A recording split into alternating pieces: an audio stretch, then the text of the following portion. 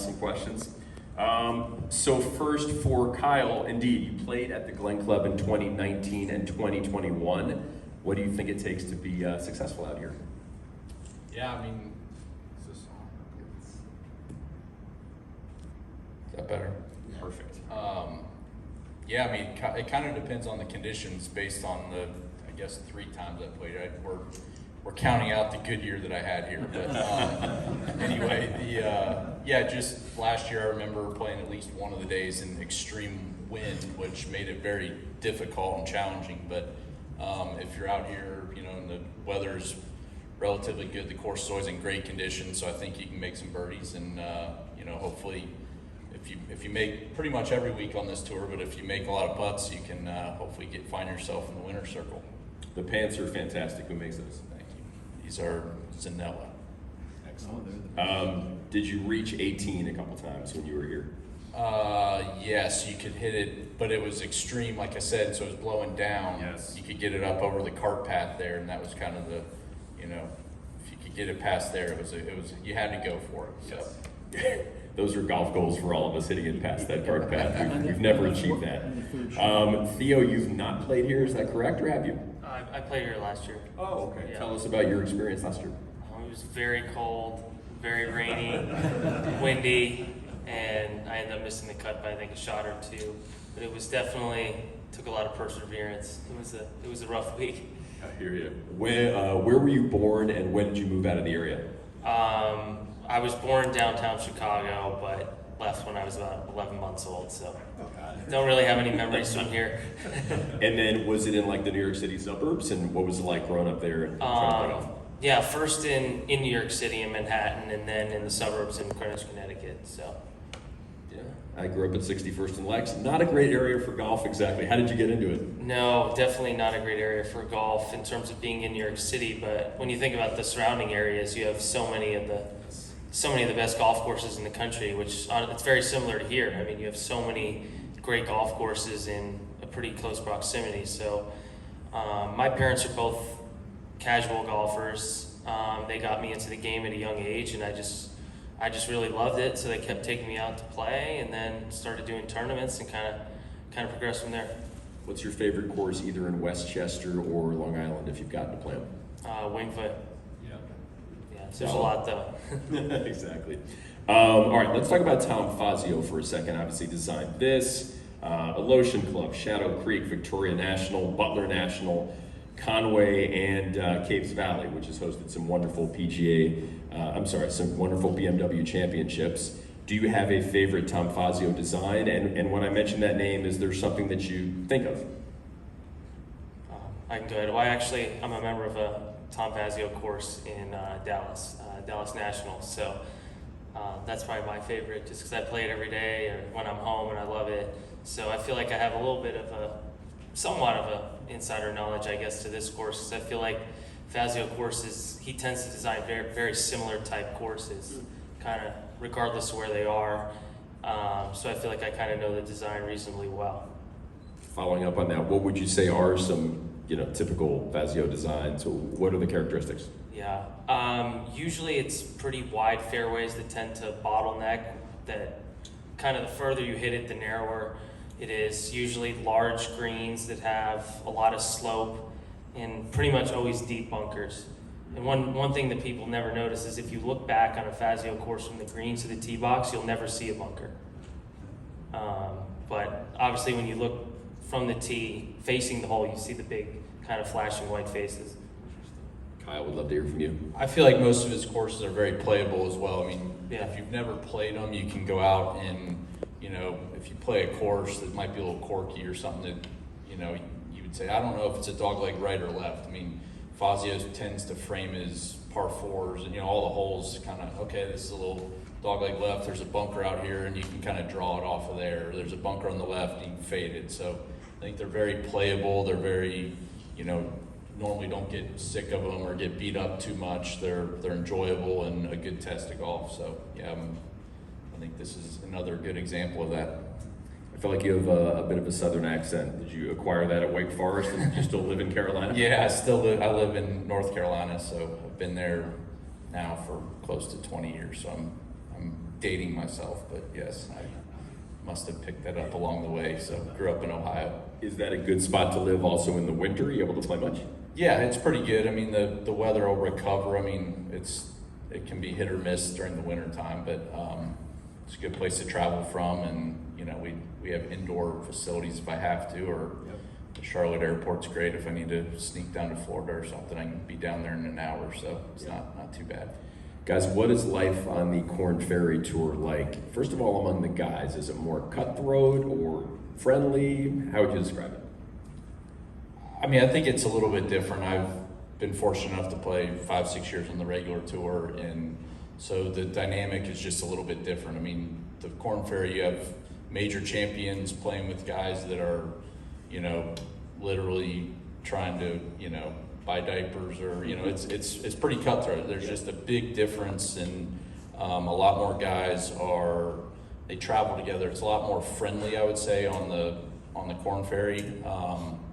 So it's a challenge. It's definitely you know, a place. The PGA Tour is a great, you know, we wouldn't be grinding away on this tour. It's still great. Don't get me wrong, but it is a grind. So the PGA Tour is where we want to be, and you know, this tour with the support of NV5 and National Bank, you know, we really are grateful for that they're bumping the purses up a little bit so we can survive, and you know, while we're chasing our dreams. So it's a grind, but we come to great places like this, and some weeks are better than others, and we're working to get better and better. Well said, Theo. Yeah, well, I guess I have a little different perspective than Kyle, because I haven't played on the PGA Tour yet, so I guess I don't know kind of the difference. I mean, I know what the difference is, but I haven't experienced both tours. So for me, my first year as a professional, I played in Canada on the Mackenzie Tour, and then went to Q School that fall and got out here. So this is 3 years for me now on this tour. So I guess this is the best tour that I've played on. So obviously I know the PGA Tour, there's a lot more money. You go to some better locations, and obviously it's the best players in the world. So that's definitely the goal, and hopefully this fall that's where I'll be. But I guess in terms of my experience out here, there's, like Kyle said, there's a lot of guys that are, you know, older. There's guys that have had tons of success in the PGA Tour and maybe had an off year and are back here.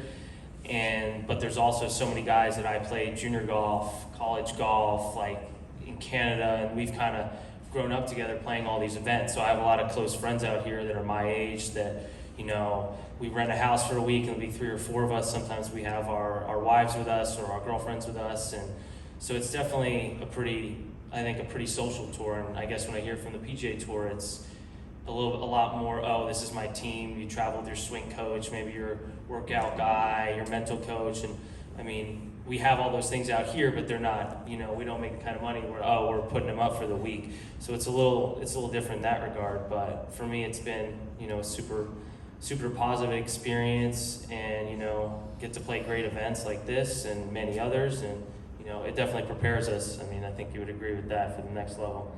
Sure. Great stuff. I was out here when Cameron Young won, and now he just had a top 5 or maybe top 3 yesterday. Fantastic.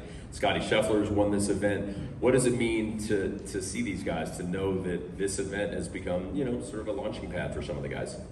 Yeah, I actually grew up at the same club as Cameron Young, so that's pretty cool to see him having all this success. And I think part of it is like, wow, it's actually super attainable to be sitting in this chair right now, and, you know, a year from now I could be, you know, one of the elite players in the PGA Tour like Cam is. I mean, I think he's finished second 3 times this year. So, and at the same time, it can be a little bit frustrating too to see, you know, there's a lot of players that I've played golf with at all the levels along the way, like, you know, somebody like Colin Morikawa or Scotty Scheffler, Cam Young. Like, I see these guys not only are they on the PGA Tour, but they're the best players in the world. So, you know, it's encouraging and a little bit frustrating at the same time. Yeah, I mean, if you can win out here, you can win on the regular tour. So, like I said, I think I have a pretty good sample size of playing on both tours over my career, and, you know, I've won out here. I've lost in a playoff on the PGA Tour. You know, there's really not, I would say maybe the top 5, 10 guys, you know, on the regular tour, you know, the Rorys, Dustins, You know, they're probably hands down above. You know, there's still a couple guys out here that are making their way, a Scheffler or someone that's really good. But other than that, I mean, it's not that much different out here. So each week there's, you know, 150 guys bringing their A game, and if you can win out here, there's definitely, it's been proven, like you said, that you can win at the next level as well. No doubt. Do you remember much from the '04 Western Am at Point of Woods, which is obviously fantastic? Yeah, I remember a little bit. I remember Mark McGuire playing right after. This was like a year or two after he and Sammy Sosa went into the, you know, the home run deal, and he looked, not throwing him under the bus, but he looked about my size, like I am now, and I'm like, gosh, he's a lot smaller than he was, you know, a year ago.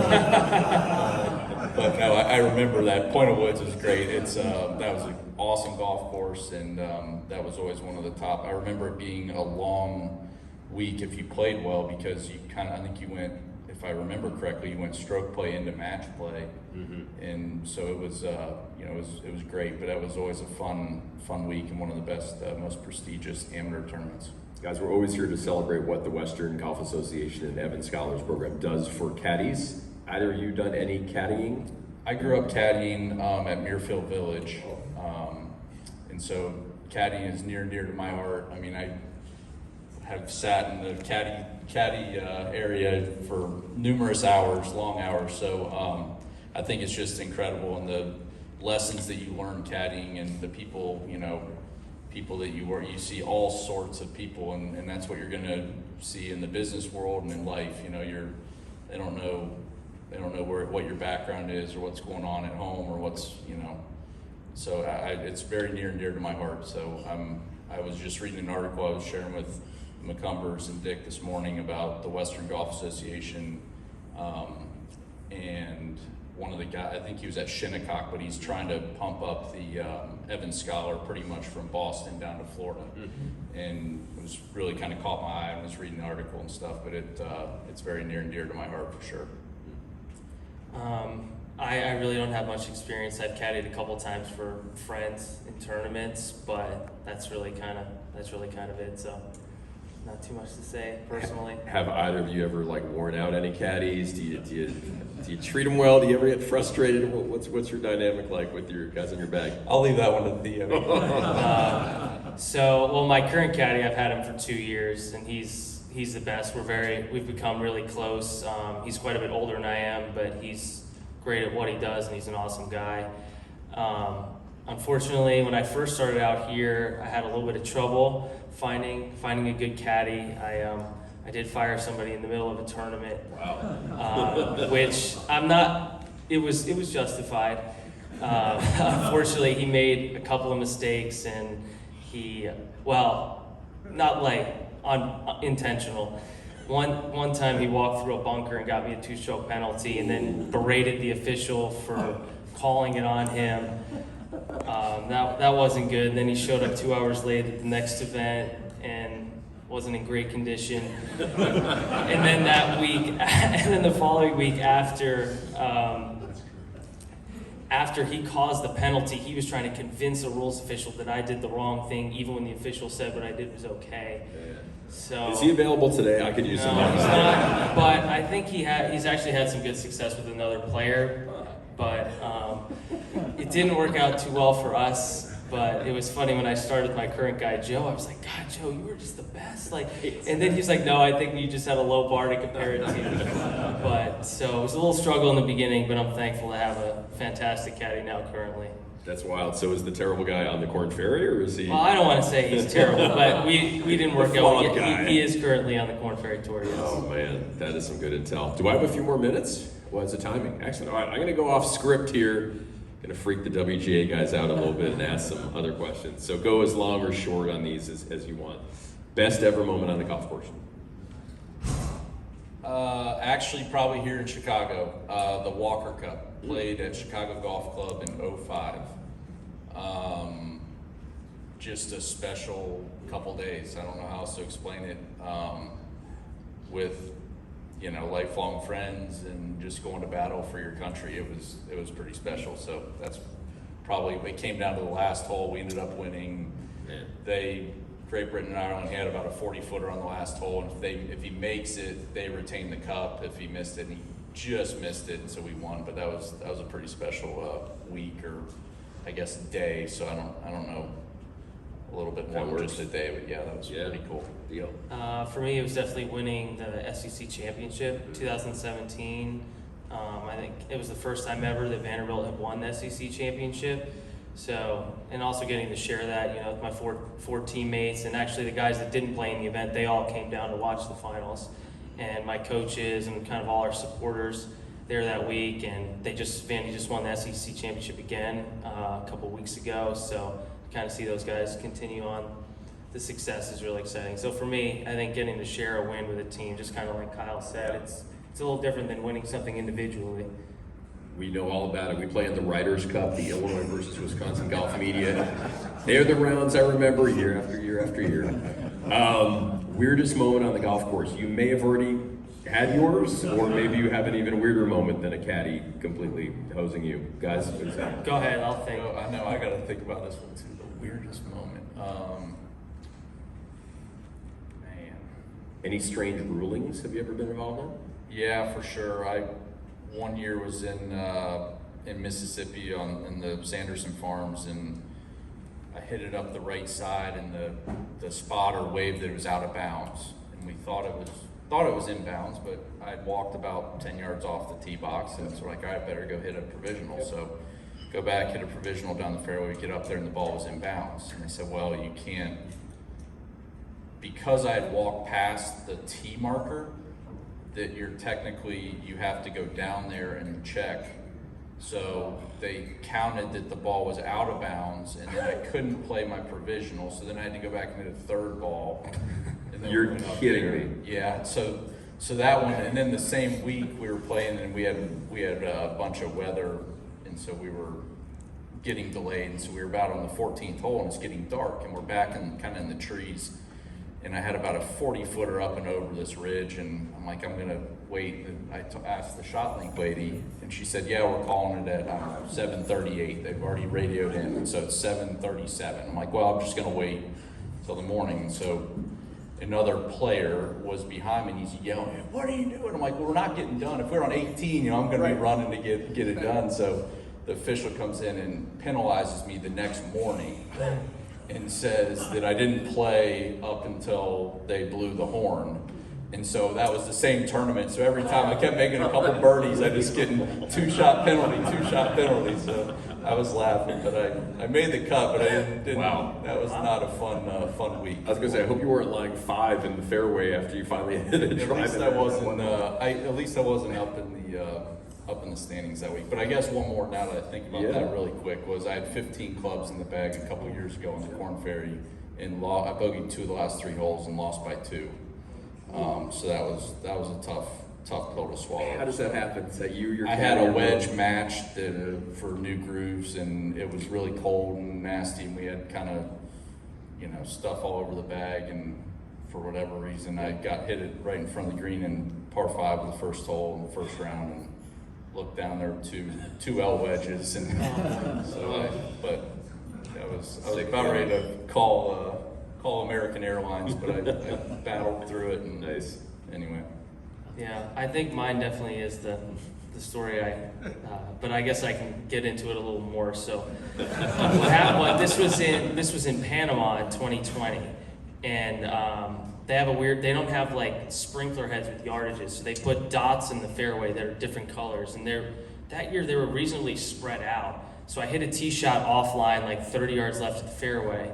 So my caddy decided to just pace it off from the ball straight to the flag. So I was left off at 2, and the pin was back left.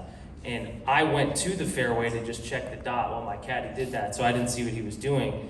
But so what you're not allowed to do, you are allowed to actually walk through a bunker in your line of play.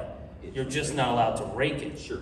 So, but there were other players in the group, so I didn't realize my caddy walked through the bunker. This was the first round, second hole. He walks through the bunker, rakes it, comes back. I hit it on the green, and I make birdie. And somehow the following day, on number 6, which was my 15th hole, a rules official comes up to me in the fairway and was like, hey, did your caddy walk through a bunker on number 2 yesterday? I was like, I don't know. I mean, you'll have to ask him. So my caddy's like, no, I didn't. And I was like, okay, I guess he didn't then. But the official's like, no, like we have like reports that he did. So we're going down the fairway, and I'm probably 2 shots ahead of the 2 shots clear of the cut line at this point. And I was like, hey, can we just like discuss this after the round? Let me just try to finish. And I think I went one over my last 4 holes. So we get in, they're like, you know, like we asked both players in your group, they both saw him walk through the bunker. So I was like, oh, I mean, I guess he must have then. Sure. So anyway, they're like, but we're still trying to determine if it was actually in your line of play. And I'm like, all right. So sure enough, like they drive me back out there to the point, we find my divot, like we had an official stand where the hole location was that day, and then asked my caddy where and through the bunker did he walk. And then after like 30 minutes of deliberating, they eventually were like, you know, like it's close enough to where the line of play was, so we're going to give you the 2-shot penalty. And he kind of lost his mind a little bit on the rules official. Like, I wanted to, but I'm like, you know what, if I just act like a jerk, like it just looks bad on me. They're going to rule what they want to rule. So thankfully I kept my cool, and I ended up missing the cut by 2 shots with that penalty. And I don't know, it was just kind of crazy. But I mean, that's golf. There's a lot of rules that maybe people don't know about that, you know, can get you in trouble sometimes. Yep. You did not pull a Sergio. Congratulations. You were not caught on the hot mic. I haven't been offered yet, though, from the Saudis. Absolutely. Was there a follow-up there, or should we move on to the next one? Well, you keep going. Okay. I've probably gone for a while, but go ahead. Dream foursome. Who's in your dream foursome? I think, that are still alive or kind of just. I was fortunate enough to play with Arnold. That was pretty cool. Jordan, I played with him as well, but he was in there. And then I don't know the 4. I'm trying to think who else. Those 2. Dickerson's right here. Yeah, Dick and Roll the ball. No, you don't like when they leave. I've played with both of them. Yeah. He has already played with me. He Yeah. knows. All right, And so you're that's why he disqualified. didn't list his name again. Yeah, Of course. exactly. This guy too. Yeah. That guy had some game. All right. Yeah, keep going. Well, I think Tiger's an obvious one for me. Have you played with him, Phil? Yeah, I played in a couple holes in the practice round, but Okay. my best years on tour, he was not really playing. So Yeah. that was kind of I've been around him a bunch, but now I've Okay. only played a couple holes in the practice round. Yeah, so I've never met him, so for me that would definitely be pretty cool. And I think Arnold Palmer as well. I mean, people always talk about how much Tiger's done for the game. I mean, I didn't go to Wake like Kyle did, but I mean, he started Golf Channel. Like, I mean, that's something we all take for granted here and watch and consume. And I mean, that's just kind of the tip of the iceberg with him. Then the third, I mean, I grew up being a huge Phil Mickelson fan. I was actually at the U.S. Open that he lost at Wingfoot, and I was with my cousins. We were all so sad that he didn't win. Maybe it's not politically correct to say him right now, just because of kind of his transgressions recently, but I kind of always admired his style of play and rooted for him as a little kid. I love Phil. He was always great to the media. Yeah, I think a Phil's lot of great. us are Yeah. nodding our heads right now, so that makes sense. Any Tiger interaction you can share? A little bit, but not. He was really. I mean, he would just show up, wouldn't even really be in player dining, not really in the locker room. I mean, when he was really rolling, Stevie, they just grabbed the bag and they were like straight. I mean, he obviously had a lot to hide, I think, too, at the time. Yes. He was just doing his own thing. But Phil, I've been lucky to play with Phil a handful of times, and he's always been great. And talk about the media and for fans and stuff. Absolutely. I know right now it's been tough, but we were playing in Memphis one year in 17, 18. He was playing really well and on a Saturday, and he finished double bogey on 17 and 18, and we're riding up to the scoring tent, and he, most guys, he was maybe 1 off the lead at the time, and most guys are pretty frosted and you want to get out of there, but he went and signed autographs for an hour and was talking to people and was completely fine. So that's hard to do, and I respect a lot of the things that he's done. So Charles Barkley was saying in an excerpt in that Alan Shipnuck book that everyone in Tiger's camp is so uptight, it's not fun, and everybody in Phil's camp is kind of loose, so much more enjoyable to be around. That makes sense. When you're playing with your buddies, what do you play for? Do you have a favorite golf gambling game? Of course, I have to bring that up. We have, I guess at the home club, we play Vegas, which, you know, is pretty, most guys have probably played that before. Flips the numbers for a birdie? Yeah. So it's, I mean, you can shoot 64 and lose money. You can shoot 74 and win money. So it's a little, different, but yeah, it's fun. Yeah, if I'm playing and it's all pros, we usually play a game called coin flip. So everybody has a coin, you flip it on the tee, and if there's 4 of you, let's say 2 are heads, 2 are tails, you know, it's a best ball 2-on-2 match. If it's, you know, 3 and 1, everybody has an individual match against the one person, and if it's all 4, everybody plays everybody. And you kind of just set the amount, birdies double, you have hammers, which doubles the bet, so it can be pretty interesting. And then if we're some pros, some AMs, we'll usually play Wolf, which I think most people are probably familiar with. And that, like Kyle said, you know, you can play great and lose money, and play and play bad and win, but it's always fun. Is the